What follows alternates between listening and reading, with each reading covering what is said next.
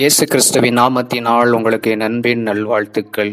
நமக்கு ஒரு துணை வேணும். இந்த உலகத்தில் வாழ்கிற வாழ்க்கையில் நமக்கு ஏதோ ஒரு துணை நமக்கு தேவைப்படுகிறது. எங்கன்னா போகணும்னா கூட நமக்கு ஒரு துணை வேணும். ஒரு பயம், ஆபத்து சூழ்ந்திருக்கப்படும் பொழுது நமக்கு ஒரு துணை வேணும். அதுக்கு என்ன பண்ணணும் அப்படின்னு சொல்லி பார்க்கும் பொழுது, சங்கீதம் 119 அதிகாரம் 173 வசனத்தில், நான் உம்முடைய கட்டளைகளை தெரிந்து கொண்டபடியால் உமது கரம் எனக்கு துணையா இருப்பதாக.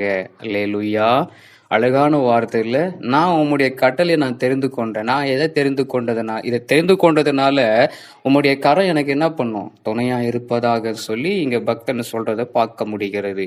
அதனால அவருடைய கட்டளைகளை நாம் என்ன பண்ணணும், அனுதினமும் தெரிந்து கொள்ளணும். அனுதினமும் அவருடைய கட்டளைகளை தெரிந்து கொண்டு அதை கை கொள்ளப்படும் பொழுது அவருடைய கரம் நமக்கு துணையா இருப்பதாக. ஒரு ஆபத்து சூழ்ந்திருக்கிற சமயத்துல அவருடைய கட்டளைகளை நம்ம மீறி நடக்க முடியாது. அவருடைய கட்டளைகளை நம்ம மீறி நடக்க முடியாது. ஏன்னா கர்த்தர் நமக்கு துணையா இருக்கார். அவருடைய கரம் நமக்கு துணையா இருக்குது. அதனால அவருடைய கட்டளைகளை நம்ம தெரிந்து கொள்ளுவோம்.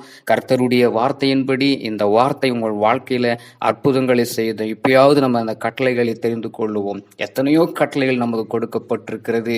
ஆதி காலத்துல பார்க்கும் பொழுது 10 கட்டளைகளை நாம பார்க்க முடிகிறோம். அப்படியே எத்தனையோ கட்டளைகள் இருக்கிறது. அந்த கட்டளைகளை நாம கற்றுக்கொள்ளப்படும் பொழுது, ஆராய்ந்து கொள்ள பொழுது, தெரிந்து கொள்ளப்படும் பொழுது, ஒரு ஆபத்து வரும் பொழுது அந்த கட்டளைகள் நமக்கு கை கொடுக்கும். அவருடைய கரம் நம்மளை தாங்கி நம்மை தப்புவிக்க அது வல்லமையா இருக்கும், அது துணையா இருக்கும். அதனால இந்த வசனங்கள் உங்க வாழ்க்கையில கிரியை செய்யும். ஜீசஸ் பிளெஸிங் வேர்ல்ட நீங்க ஷேர் பண்ணுங்க, லைக் பண்ணுங்க, கமெண்ட்ஸ் பண்ணுங்க, சப்போர்ட் பண்ணுங்க, சப்ஸ்கிரைப் பண்ணி வச்சுக்கோங்க. கர்த்தர் வரப்போகிற நாட்கள்ல நம்மளோடு கூட அனுதினமா வார்த்தைகள் மூலமாய் பேசுவார். கர்த்தர் தாமே ஆசீர்வதிப்பாராக. ஆமென்.